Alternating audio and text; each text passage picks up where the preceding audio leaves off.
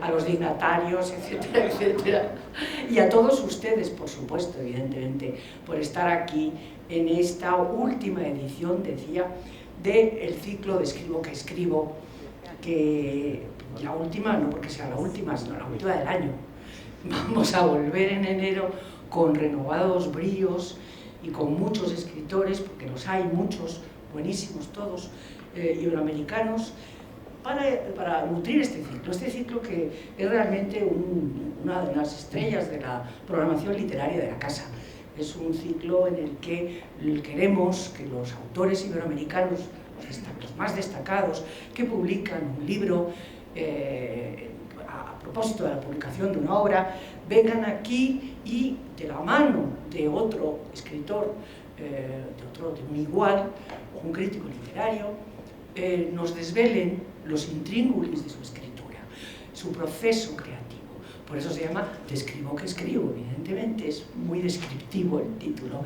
Y es siempre un evento muy interesante que es mucho mejor que una presentación de libro al uso, porque es más extenso en todo sentido, implica más al autor, tanto al que habla como al que hace hablar, y creo que los lectores entienden mejor no solamente la obra concreta que se está presentando, sino la obra del autor y, desde luego, que es lo que nos interesa, el proceso creativo en sí mismo. El autor que hoy tenemos aquí no es una persona impopular en su país, todo lo contrario, es una persona, y creo que cualquiera ahora con acceso a internet puede verle y oírle, es un destacado periodista, muy prestigioso, de televisión, condujo durante mucho tiempo los informativos, un informativo, es así, ¿verdad? Le he visto yo. Y bueno, y es un escritor que tiene ya 3 novelas en su haber, y que acaba de publicar el libro que hoy estamos presentando aquí, que está publicado en la editorial Alfaguara. Es Las flores amarillas se titula, y yo no voy a hablar del libro, va a hablar Jorge Eduardo Benavides, que para eso está aquí y que es el que lo va a hacer mucho mejor. Voy a decir simplemente algo de Raúl. Raúl nació en Lima, hace nada, estudió Derecho en la Universidad Católica y es, pues como he dicho, uno de los periodistas más reconocidos del Perú. Desde 1992 trabaja en medios escritos, en el 99 ingresa en televisión, conduce noticieros, ya hemos hablado de eso, y programas de opinión y entrevistas. Ha publicado Noche de Cuervos, ha publicado Heridas Privadas, Toque de Queda y ahora Estas flores amarillas, que sería su tercera novela, porque Toque de Queda son cuentos.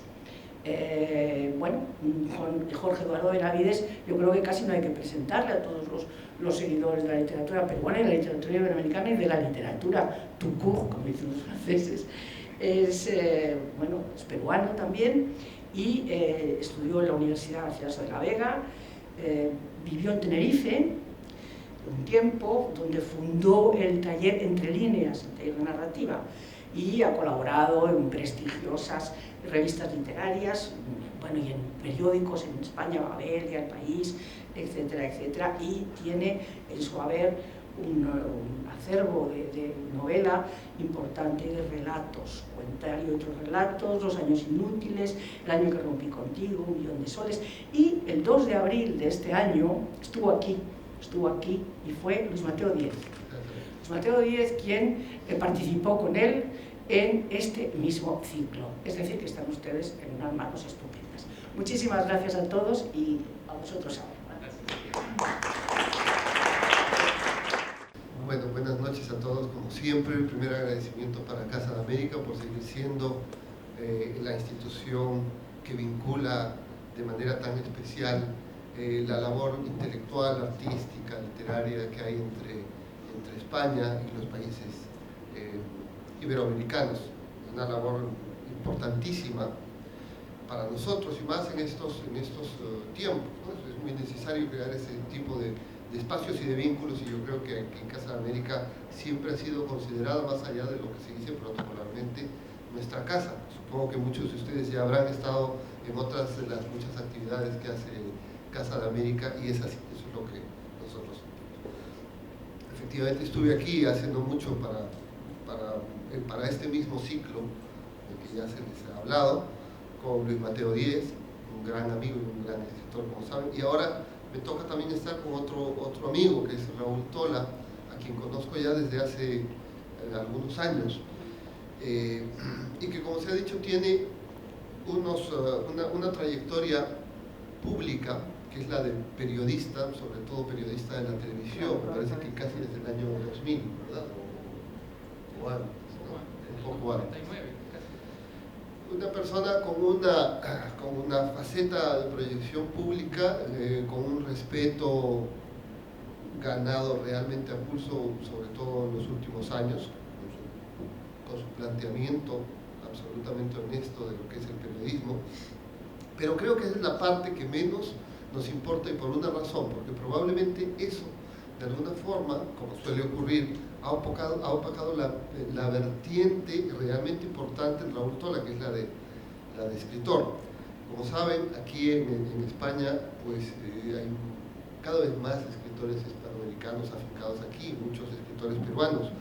Y Raúl Tola es un escritor que ha decidido dejar el Perú, aunque viaja para su trabajo una vez al mes y tal, pero ha decidido afincarse aquí por una razón absolutamente literaria, que es que sabe que necesita un espacio propicio, un cambio de aire, ya nos lo contará él, que le facilite su trabajo disciplinado diario como escritor. Como se ha dicho, él ha publicado ya unos libros de cuentos, Criacuervos del 99, Heridas Privadas, ¿verdad?, del 2002, si no me equivoco, y Toque de Queda del 2008.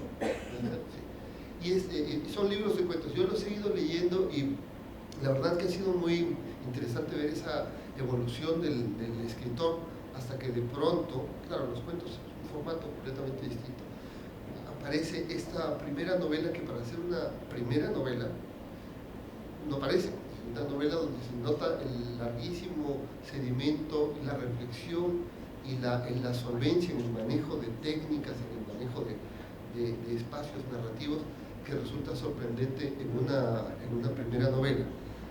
La verdad que muy pocas veces he tenido esa sensación al leer a un autor que conocía, de ver que de pronto da un gran salto, y no porque sus cuentos no sean buenos, que lo son, sino que la novela era como el espacio natural, creo yo, para Raúl, para contar, para desarrollar su narrativa como lo hace, mucho más que los cuentos.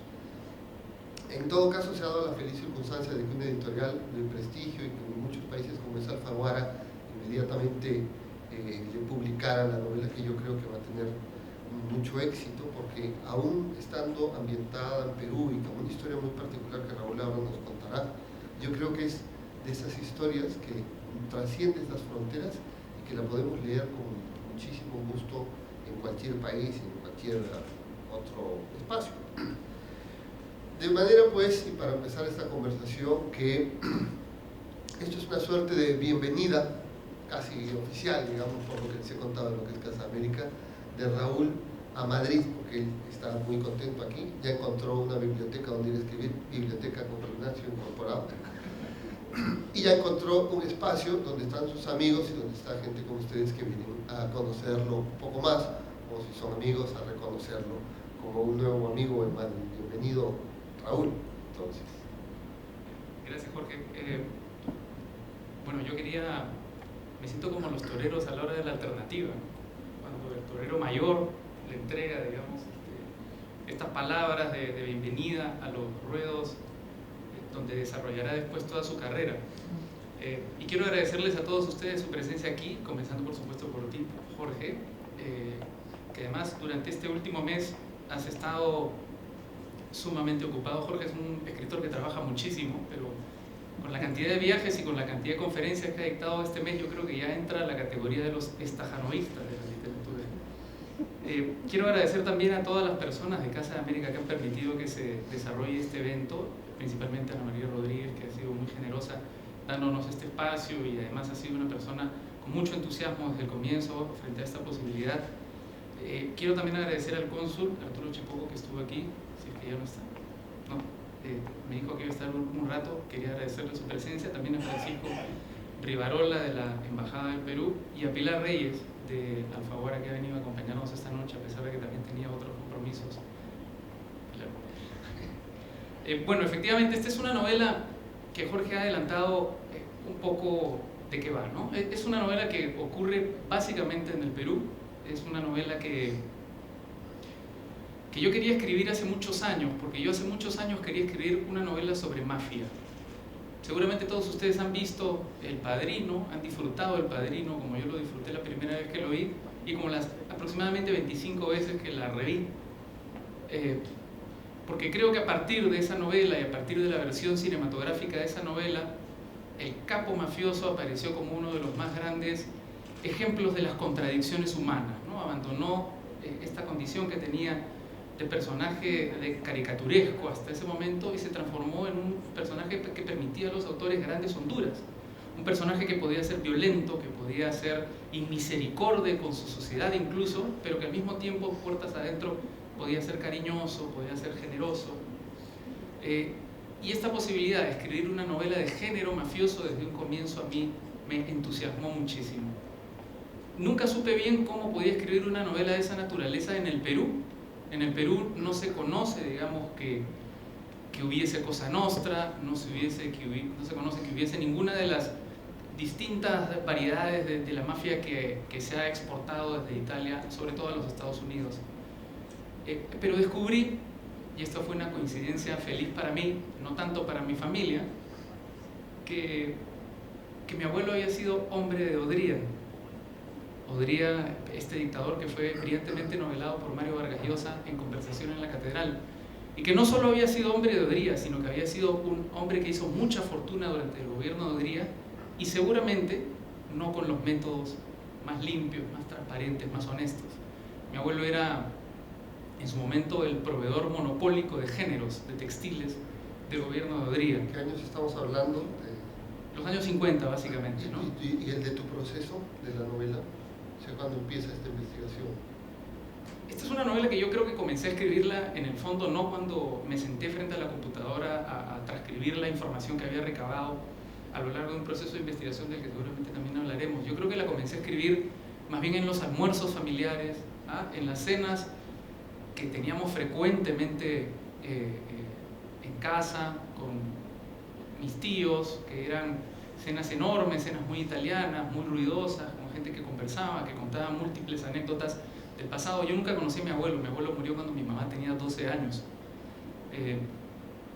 Y entonces fui creando a partir de estas historias un personaje de ficción, un personaje fantástico, un personaje que seguramente se parece más a mí que a su molde, ¿no? A su origen, que era el personaje de mi abuelo como un ser todopoderoso, un ser que aglomeraba, digamos, a las multitudes a su alrededor, que era un ser muy cariñoso, y con los años descubrí también que era un ser de temer por momentos, ¿no?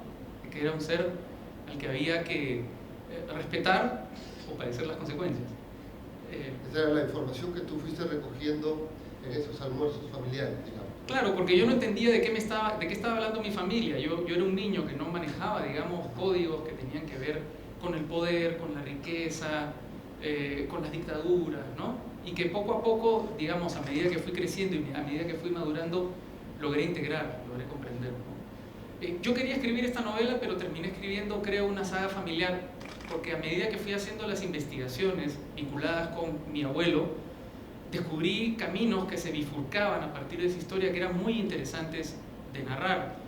Porque para escribir esta historia aproveché, digamos, la experiencia que tengo como periodista y apliqué un método periodístico de investigación y fui a las fuentes, es decir, empecé a entrevistar de manera rigurosa a mis tíos, con quienes me reunía una vez por semana durante 2 o 3 meses para sacarles toda la información que pudiese sobre estos años 50, ¿no? Estos años 50 que fueron además muy interesantes en la historia del Perú. Y en una de estas conversaciones uno de mis tíos mencionó un dato casi de pasada que yo capté inmediatamente y que terminó transformándose en una historia que corre paralela a la historia de los años 50, que es la historia de la migración de mi familia, de los Pedraglio, de mi segundo apellido, desde Italia, desde Brunate, que es un pueblecito que corona el lago de Como, hasta el Perú, hasta el puerto del Callao. y es que mi tatarabuelo fue guerrillero garibaldino y tuvo que huir del Perú perseguido por el Imperio Austrohúngaro, pasando primero por Génova. Pasaron muchas cosas, digamos, en este tránsito desde Italia hasta el Perú, que no les voy a contar para no hacer spoiler, como se dice ahora, pero fue una ida al Perú realmente muy aventurera, muy novelesca, y por eso me apasionó a mí. Contraponer además estos dos personajes, ¿no? Severo Bersaglio, que es la traducción en la literatura de mi abuelo, que es un mafioso de los años 50 en el Perú, y alguien idealista, capaz de dejar su patria por perseguir el ideal de la unificación italiana, que era lo que perseguía Garibaldi. Pero tú viste, o sea, en ese proceso de la novela, porque las novelas tienen unos procesos muy extraños según cada escritor, y no son tan meridianamente claras como uno puede creer. Ahora, tú tienes dos historias, primero, tres en el fondo, ¿no? Por un lado, tu interés por contar una historia de mafias en un país donde no las tiene, o sea, de ese tipo, quiero decir, ¿no?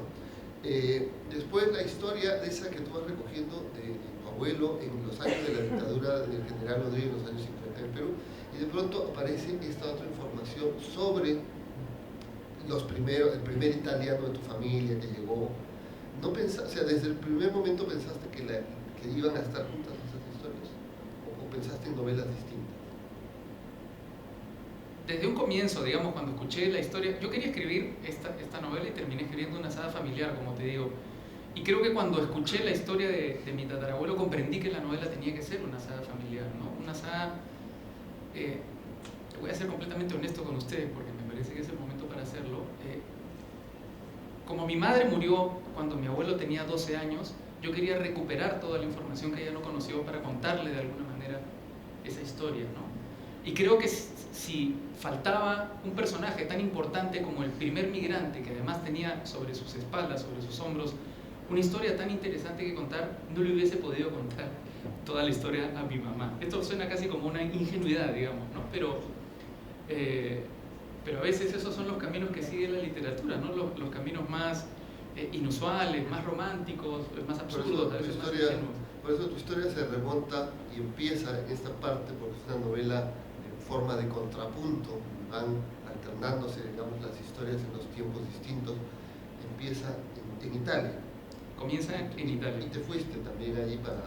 Sí, además de tener este proceso de investigación en el Perú, yo leí mucho sobre los años 50 en el Perú, sobre el gobierno de Odría, leí mucho sobre la migración italiana al Perú, que fue una migración muy importante. Conocí los lugares donde hice que transcurriera la ficción. Conocí bien el Callao, conocí La Punta, conocí Chucuito, que es un barrio muy bonito de italianos, es un barrio de italianos tradicional, construido con la madera de los barcos y con la pintura de los barcos. Así fue como se construyó el barrio de La Boca, de hecho es el paso, por eso son barrios tan pintorescos. Y al mismo tiempo viajé hasta Italia, hasta el pueblo donde mi abuelo vivió toda su vida. Es un pueblo muy pequeñito, de no más de 1000 habitantes, que, como te digo, tiene probablemente una de las vistas más preciosas que uno puede encontrar en el mundo, que es el lago di Como, con estos palacetes que lo rodean. Y luego también fui a Génova, ¿no? Que es el puerto donde él se embarcó, donde se embarcaban todos los migrantes que iban de Italia hacia el Perú, que es un lugar muy distinto, por lo menos la parte del puerto, al pueblo, digamos, de donde proviene mi abuelo. Es un lugar más bien caótico, un lugar donde hay grúas, un lugar donde hay barcos, un lugar... Es un puerto, pues, como lo es el Callao también, ¿no? Y tratar de imaginarte esa situación, ese momento tan difícil de la Italia de Garibaldi, te llevó también a documentar, o sea, no solo a irte al pueblo. Es decir, hay un momento en que una novela de este tipo ramifica demasiado su exploración previa, ¿no? La recopilación de datos. ¿Te ocurrió en algún momento? Porque tenemos, como dices, muchos tiempos distintos, ¿no? Sí, yo creo que es peligroso escribir una novela con pretensiones, con vínculos pretendidos con la historia, porque efectivamente puede írsete de las manos y puedes terminar contando la historia, ¿no? Con H mayúscula, y olvidarte de la novela, ¿no? Puedes centrarte demasiado en los datos, en la persecución de la información. Entonces, efectivamente, yo creo que eso es algo intuitivo, ¿no? Hay un momento en el que uno tiene que parar la investigación y escribir una novela, que finalmente es ficción, ¿no? Ahora, es cierto que una novela como todo trabajo de ficción, es mentira. Pero también es cierto que la ilusión de realidad que debe dar todo trabajo literario se pierde cuando hay datos que flagrantemente son equivocados, ¿no? Y por tanto tuve que manejarme, digamos, a mitad de camino entre estos dos planos, ¿no? El plano de la ficción y el plano de la realidad donde se asienta. O sea, toda la investigación minuciosa de hechos que, como se ve en la novela, se maneja muy bien, porque yo creo que la novela genera perfectamente las atmósferas de este italiano que se ve perseguido, que es guerrillero, que se ve perseguido y tiene que dejar a la familia y tiene que irse hasta el Perú, ver el Perú, esa Lima de la que acaba de hablar Raúl, ese puerto del Callao y esos barrios de los primeros inmigrantes italianos, y ver lo que ocurría allí y trasladarnos luego a los años 50, ¿no? Con todo lo que eso significa. Pero además de eso, eso yo creo que está muy bien. En la novela se maneja estupendamente. Uno se siente cómodo ahí porque, como bien dice Raúl, la ficción necesita un apoyo. Digamos, el escritor tiene que saber para mentir con conocimiento de causa, ¿no? Pero además hay otro dato, que es la familia. Es decir, como lo acabas de comentar, se trata de tu abuelo. Tú hablas constantemente de tu abuelo, pero es un personaje de ficción con otro nombre. ¿Cómo has manejado esas dos situaciones? Bueno, yo creo que a nivel personal, primero, ¿no? Yo tuve que hacer al mismo tiempo que un trabajo de investigación, un trabajo de ablandamiento dentro de mi familia, porque era lógico que a ninguno de mis tíos les iba a gustar la forma en que podía presentar a su papá, ¿no? Y lo primero que ellos tuvieron que comprender era que efectivamente este no era mi abuelo, sino a mí me pasa muchas veces, ¿no? Que nos ha pasado incluso en Ginebra, que yo he terminado hablando de mi abuelo y confundiéndolo siempre con Severo Versailles, que es el personaje de la ficción, porque, digamos, a pesar de que yo soy consciente que la ficción y la realidad están completamente separadas, que son dos espacios que no se pueden contaminar el uno al otro, ha sido tanta la inmersión, digamos, en la historia del Perú y en la historia particular de mi familia, que yo llego a un punto en el que no puedo disociarlas. Pero es cierto... O sea, claro, porque tú hablas, con mi abuelo ocurrió esto, pero luego pasamos a hablar de Versailles y no de Pedrayo, es el apellido de Raúl, de la saga familiar de la que nos habla. Entonces, digamos, y además como no lo conociste personalmente, ya sabes que se trata de un modelo que está hecho a base de recuerdos, ¿no? Cada uno tendrá su manera de recordarlo. ¿No sientes que has creado una especie de híbrido ahí entre lo que es el modelo real, gana más la ficción, o lo que es la información real? Que tampoco sabemos si no lo conociste, ¿no? Teóricamente es mentira todo, ¿no es cierto? Pero efectivamente si nos ponemos a analizar en esos términos, yo creo que hay un 50% de realidad y un 50% de ficción, ¿no? Mi abuelo, incluso lo pregunté a mis tíos, tuve la osadía de preguntarle a mis tíos si es que mi abuelo alguna vez había mandado matar a alguien. Me respondieron que no, que creían que mi tío, que también aparece en la novela, sí, ¿no? Pero en la novela hago que Severo Versailles, que es el personaje de ficción, ordene más de una muerte, ¿no? Ordene más de una venganza. También es cierto que, por ejemplo, el tramado principal, su principal negocio, que es la exportación de textiles usados de la China al Perú para satisfacer las necesidades del gobierno en tiempos de guerra, lo que es una barbaridad, ocurrió realmente también. Entonces, como te digo, yo creo que está a mitad de camino, ¿no? El personaje de Severo Versailles entre la ficción y la realidad. Vale, eso en cuanto a los personajes, pero y en cuanto a la trama que tú planteas, porque tenemos dos historias, la del inmigrante que llega al Perú y la que ocurre en los años 50, que se van alternando estas dos historias. ¿Cómo es la trama? La trama tiene mucho que ver con la realidad. Te limitaste, digamos, a seguir lo que entendemos como limitarse en literatura, lo que ocurrió con lo que recopilaste, o tuviste que crear una trama para que, al fin y al cabo, esto que es una novela, funcionara como tal. A mí me ha pasado muchas veces cuando cuento que esta novela es la historia de mi familia, que he sentido que era una respuesta muy, muy trillada, ¿no? ¿Cuántas personas han escrito novelas sobre la historia de su familia? Pero es que siento que cuando hice la investigación descubrí que era una historia fascinante. No era solamente una historia de unos abuelos que tienen una... No, es una historia con una cantidad de detalles insospechados. Para citar algunos, por ejemplo, es verdad que uno de los personajes que aparece en la novela tuvo como amante a Lola Flores, un peruano que tuvo como amante a Lola Flores. Es verdad también que como parte del negocio había una gran cercanía, y esto lo deben saber sobre todo los peruanos, con uno de los ladrones y uno de los ampones más famosos de la época, que era Tatán, famoso porque tenía una incrustación de un diamante en el diente. Se le hizo incluso una serie en el Perú. Entonces, con datos de esa naturaleza que superan tan largamente cualquier invención, cualquier ficción, es difícil, digamos, renunciar a ellos y dejarte solamente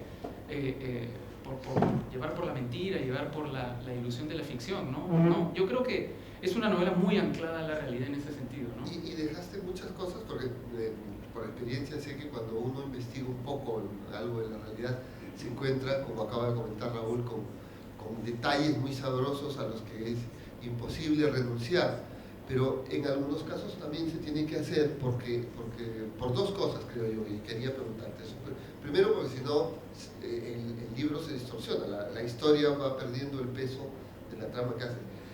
Y segundo, a mí me pasó esto con una novela, porque puede resultar ciertas cosas de la realidad, sobre todo si es la realidad peruana, ya sabemos esa frase de que si Kafka hubiese sido peruano, hubiese sido escritor costumbrista, que resultan tan inverosímiles de poner.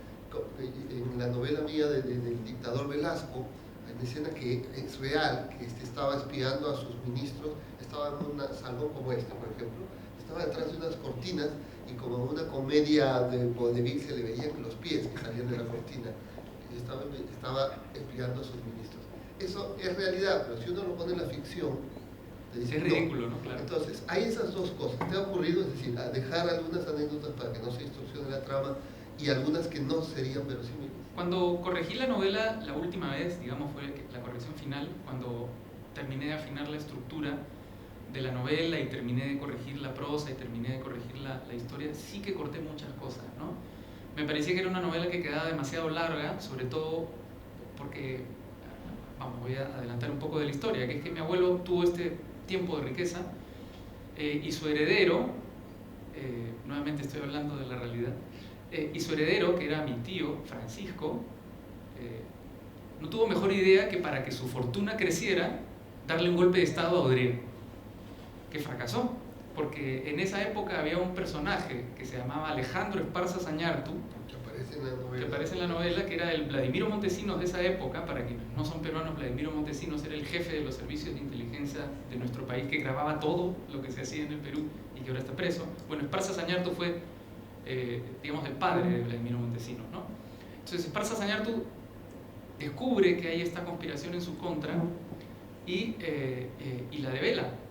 Y entonces lo que comienza, digamos, siendo una relación entre el gobierno y mi familia, muy beneficiosa para mi familia, termina siendo una profunda decadencia, porque Odría no se ceba solamente en quien trata de darle el golpe de estado, sino que toma venganza con toda la familia de esta persona, incluyendo mi abuelo. Bueno, toda esa decadencia que sufre mi abuelo a partir del momento que el gobierno de Odría le da la espalda, y que coincide además con una gravísima enfermedad de mi abuelo que lo termina matando, a los pocos años, además 4 años, que fueron además 4 años de una agonía terrible.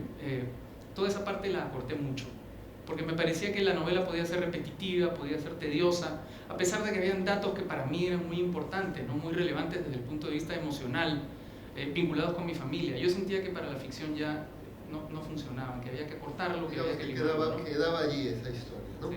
Y con respecto a la historia del garibaldino, ¿cómo fue? Porque es otra historia, al fin y al cabo, ¿no? Que el contrapunto, creo yo, que está es sobre todo en lo que ha dicho Raúl al principio, que uno es quien viene un poco escapando por idealista, por luchar por su país, por esos ideales tan nobles y tal, y el otro es alguien que convierte el cinismo en un mecanismo de ganar dinero y de proteger a su familia también, porque se nota mucho eso. Pero, ¿qué pasa con esa historia?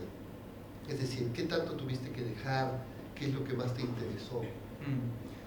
Esa historia está más o menos como la conocí. Creo que está casi como la conocí porque no tengo tanta información sobre esa historia, no tengo tanta información de primera mano, no conseguí tanta información de primera mano, Y esa más bien la tuve que inventar a partir de información histórica, a partir del viaje de investigación y a partir de algunos muy pocos datos que pude recabar sobre este personaje. De las cosas que ocurrían, quizá porque es muy dramática esta parte en que cuentas, como él deja la familia, ¿no? Él deja la familia y llega a Lima solo, con su hijo, ¿no? Con mi bisabuelo. Lo deja a los otros hijos y a su hijo mayor y a su mujer, ¿no? Y entonces ahí lo que me sirvió mucho como guía no es tanto la historia familiar, sino la historia de esa época, ¿no? Lo que hice fue introducir al personaje de mi tatarabuelo, digamos, en la historia del Perú y en la historia de la migración italiana al Perú, ¿no? Y muchos datos de la historia del Perú me sirvieron para digamos, sobreponer esa historia familiar. Por ejemplo, que esa época hubiese un gran auge de dinero en el Perú por las exportaciones del guano, que era el principal fertilizante que se usaba en el mundo. El Perú era el primer productor del guano y eso le hizo vivir una riqueza ilusoria por esos años al Perú. Entonces tenía sentido que fuese a vivir al Perú y no se quedase en Buenos Aires, como la mayoría de los migrantes que iban a Sudamérica, o no fuese a Estados Unidos. También, por ejemplo, está una historia que es una historia muy bonita. Yo tenía dos datos: que había migrado mi tatarabuelo de Italia al Perú huyendo de Garibaldi, huyendo del Imperio Austrohúngaro, y que había sido bombero. Y en el Perú, si hay una figura menospreciada, es la figura de los bomberos. Sí, la han repetido por aquí. Hay una frase lamentable, me parece a mí, porque los bomberos son personajes heroicos que deberían ser mucho mejor vistos y que en el Perú además no son remunerados, no sé cómo será aquí, y que son personas muy abnegadas y que nos salvan de los incendios y salvan a nuestras familias en los momentos de mayor emergencia. Y tuvo además el comienzo de los bomberos, una ligazón histórica con nuestro país y con España, porque los bomberos voluntarios fueron formados por migrantes italianos, franceses y alemanes que no pelearon en el combate del 2 de mayo. El combate del 2 de mayo fue un bombardeo de una flota española que trató de negociar la deuda de la independencia del Perú, entre otras cosas, y que termina perdiendo ese combate. Y como los extranjeros no podían participar peleando, guerreando al lado de los peruanos, lo que ocurre es que el alcalde de Lima les pide ayuda como bomberos, y así se forman las primeras bombas en el Perú, las primeras compañías de bomberos voluntarios del Perú. De hecho, hay un hecho absolutamente heroico, que es que durante la invasión chilena a nuestro país, la invasión de Chile comienza por el sur, entonces invaden primero Lima por Chorrillos y por Barranco, incendian Barranco, incendian Chorrillos y ordenan un toque de queda. Y los bomberos de la bomba Garibaldi, curiosamente, que eran los bomberos italianos que se encargaban de aplacar los incendios en Barranco y en Chorrillos, rompen ese toque de queda, quiebran el toque de queda y salen a apagar los incendios. Y el ejército chileno los fusila, los mata fusilándolos. Es una escena ahí Entonces hay muchos hechos de la historia en letras mayúsculas y ya no de la historia familiar que me han permitido introducir a mi abuelo, hacerlo participar en el combate del 2 de mayo y en otros acontecimientos de la historia del Perú, que a mí me importaban también por otro tema que es un tema que es una de mis obsesiones de los últimos años, ¿no? Y es que yo siento que a pesar de los tiempos de crecimiento que está viviendo en nuestro país y a pesar de la migración que hay, por ejemplo, desde España hacia el Perú por la bonanza económica, creo que el Perú es un país que todavía se ve con un poco de menosprecio. Los peruanos creo que todavía nos miramos con un poco de menosprecio en relación al mundo. Yo creo que no terminamos de sentirnos parte del mundo. Yo creo que aún sentimos los peruanos que las guerras ocurren en un planeta lejanísimo al planeta en el que vivimos, que los hechos que definen el curso de la humanidad no tienen nada que ver con lo que pasa en nuestro país. Y yo quería demostrar, a partir de algunos personajes, que eso es completamente falso, ¿no? Que hay peruanos que han peleado en la unificación italiana, y como ocurre con la novela que ahora estoy escribiendo, que hay peruanos que han estado presos en campos de concentración nazis. Sí, esta novela, que, bueno, efectivamente sé que estás escribiendo, ya que he tenido la suerte de leer algunos pasajes, también tiene ese componente. Pero, ¿te diste cuenta de esto que nos estás diciendo antes de escribir la novela o a medida que ibas escribiendo? O sea, ¿qué tanto de descubrimiento hay para ti en una novela? ¿Qué descubres en ello? Aparte, evidentemente, de las cosas familiares. Me refiero a hechos como este, ¿no? Eso es algo que yo pensaba de antes, ¿eh? O sea, digamos, el menosprecio que sentimos los peruanos por el Perú. Pero eras consciente entonces de que al poner este tipo de situaciones estabas un poco reivindicando. Es que el subconsciente trabaja de las maneras más insospechadas, ¿no? Recién cuando corriges la novela te das cuenta que hay factores en los que tú has pensado mucho que están presentes, ¿no? Como ese. Sí, básicamente es eso, ¿no? Yo la novela la enfrenté, como les he contado, como una novela primero de mafia, después una saga familiar, y creo que efectivamente la metáfora de la que les hablé al comienzo, es decir, la metáfora del mafioso que permite hablar de las contradicciones del ser humano, me permitió también terminar hablando de mis propias contradicciones y, por qué no, de las contradicciones que enfrenta mi propio país, ¿no? ¿Y qué había, porque además es evidentemente una saga familiar, qué relación había entre estos dos personajes? Mi bisabuelo era la gran relación que los unía, ¿no? Mi bisabuelo hereda la vocación como bombero de mi tatarabuelo, fue comandante de los bomberos voluntarios del Perú, está en las placas porque además recibió medallas de honor. Y yo creo que no es algo raro que la evolución de una familia sea de esta naturaleza, ¿no? Que digamos, de un idealista aparezca un personaje que no tiene nada que ver con los ideales y que sea más bien un materialista y que sea más bien... Pero como un rechazo, simplemente como una evolución que no tiene nada que ver, es decir, no influyó nada del tatarabuelo tuyo en Severo. Yo creo que mi abuelo fue un rebelde desde un comienzo, ¿no? Y desde un comienzo quiso tener dinero. Y creo que estos dos hechos él no lo supo encaminar bien y por eso terminó tomando el camino que terminó tomando, Severo. Me contaban, por ejemplo, cuando mi abuelo era un gran aficionado a las carreras de caballos. Él tenía un stud, ¿no? Tenía muchísimos caballos, tenía caballos que competían en el hipódromo de Jesús María. Y él se volvió aficionado a los caballos porque su padre, es decir, mi bisabuelo, me van a perdonar que me tome las licencias de hablar de mi familia y no hablar de la novela porque no me sale de otra forma. Mi bisabuelo lo hacía cabalgar todos los sábados hasta un molino que quedaba en el Callao, que en esa época quedaba muy lejos del centro de Lima, para recoger harina, para recoger levadura, para recoger todos los insumos de la panadería que tenía mi bisabuelo. Y entonces él iba con un hermano, al que quería mucho en una época. Iban los dos a caballo y cuando regresaban compitiendo a caballo. Y según me cuenta uno de mis tíos, desde esa época mi abuelo tenía mucha intención de tener caballos de carrera y que quería ser millonario para tener caballos de carrera porque le entusiasmaban muchísimo los caballos y quería no tener esos caballos lerdos de carga que estaban llenos de harina y llenos de levadura, sino tener estos pura sangre hermosos que consiguió tener, ¿no? Una cuestión, ahora que hablas de esto de los caballos, que puede ser un poco el origen de esa ambición, ¿no? Como dices, ¿no? Y ahí está el vínculo ese familiar. El título, Flores Amarillas. Sí, eso parece un título muy de García Márquez, ¿no? Porque García Márquez, me parece Mauricio que Babilón. en 100 años de soledad dice que las flores amarillas traen buena suerte. Hay un personaje, sí. Claro que cuando hablaba parecían mariposas amarillas. Mariposas amarillas. No tiene nada que ver con García Márquez el título. Lo que pasa es que parece mucho, ¿no? Pero mi abuelo tenía, como les digo, estas grandes contradicciones. Por una parte, el hecho de ser tan poderoso y de ser tan incruento, y por otra parte el hecho de ser tan cariñoso que él iba, y tan piadoso además, que él iba todos los días a misa a las 7 de la mañana en la iglesia que quedaba frente a su casa, a la que además había donado las campanas, y luego de misa salía a las 8 de la mañana y lo primero que hacía era caminar hasta el puesto de venta de flores de la esquina y le compraba una docena de rosas amarillas a mi abuelo, todas las mañanas religiosamente.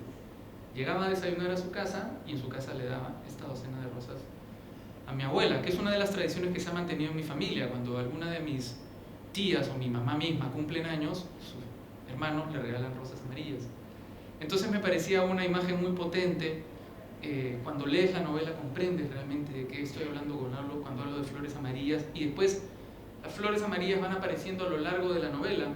Mi abuelo conoce a mi abuela en el año 1923 aproximadamente, o 1924.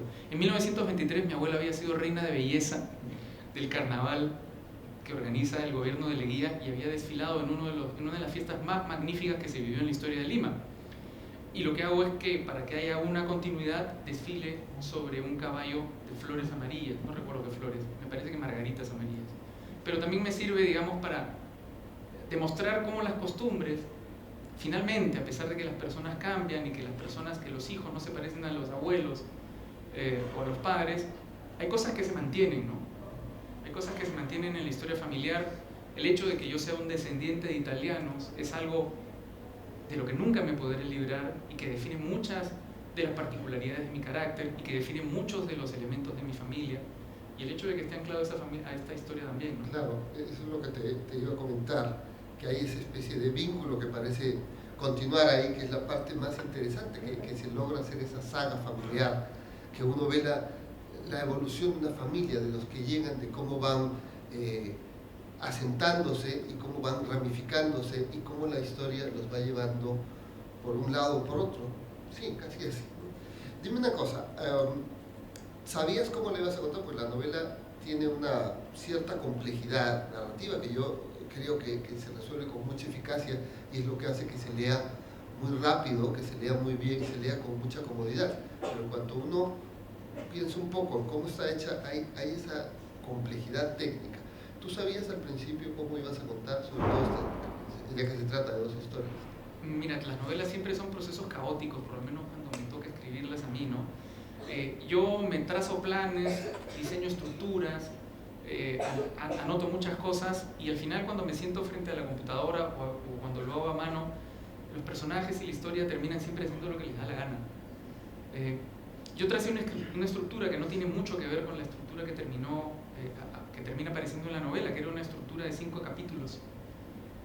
Los capítulos impares, el 1, el 3 y el 5, eran los capítulos que estaban ubicados en los años 50. Y los capítulos pares eran, digamos, los flashbacks, ¿no? Los capítulos que ocurrían durante la unificación italiana y después ya durante el asentamiento de mi familia, antes de que comenzara el capítulo primero, digamos.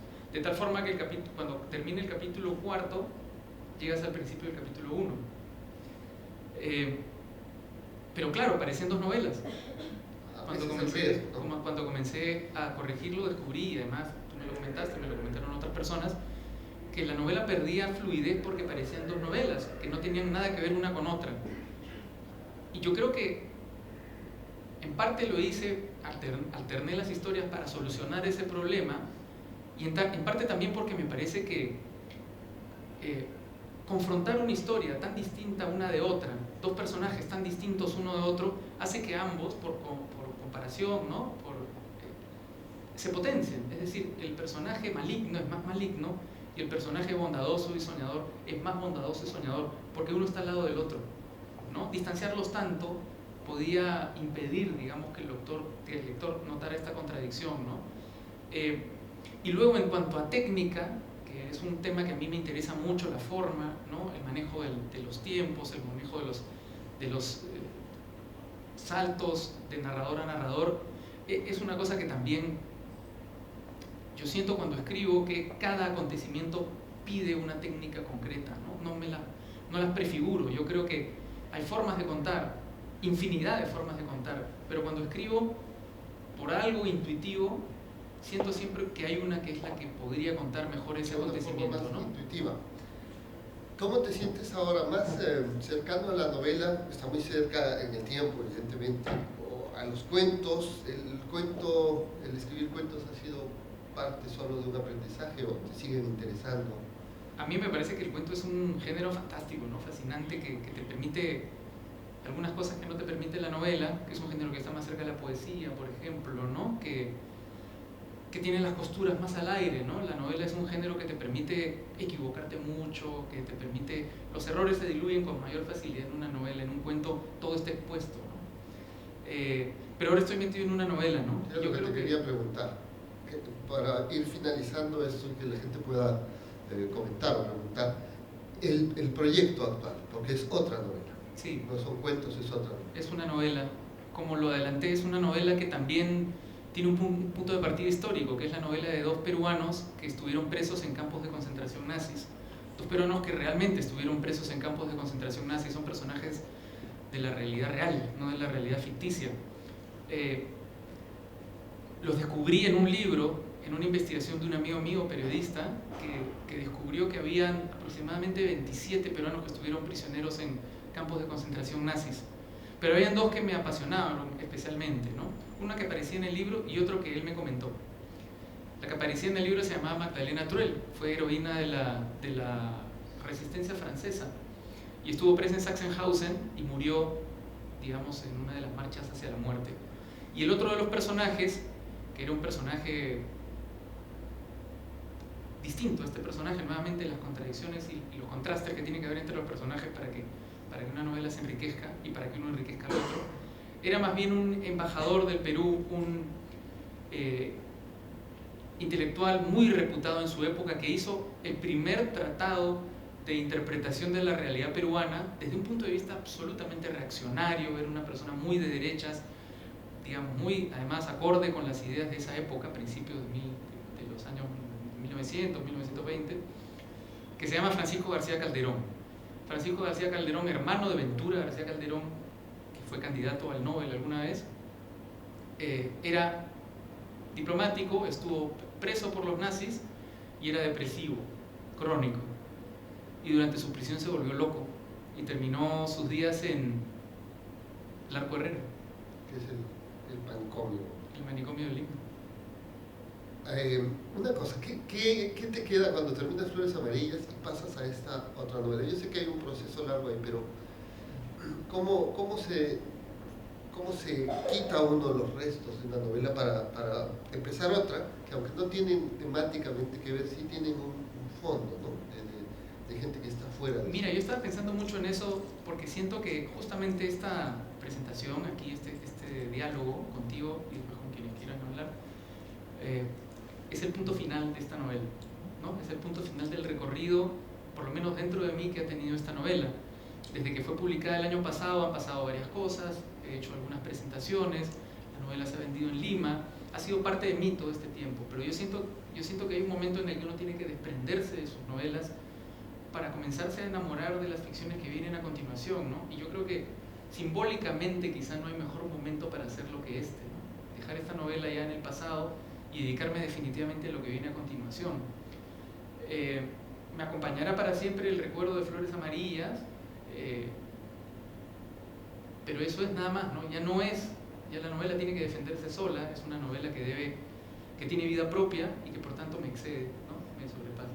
Pues seguramente tendrá muchos y buenos lectores. Les digo, a mí me encantó, me gustó mucho, me sorprendió, como les decía al principio, ese salto, y estoy seguro de que quienes adquieran el libro, porque además hay una versión electrónica, además de los libros de papel, lo van a pasar muy bien con esta novela. Y bueno, Raúl, empiezas una nueva novela que ya traías en Lima, pero que se terminará aquí, que esta es tu ciudad ahora, y aquí están tus amigos también. Muchas gracias.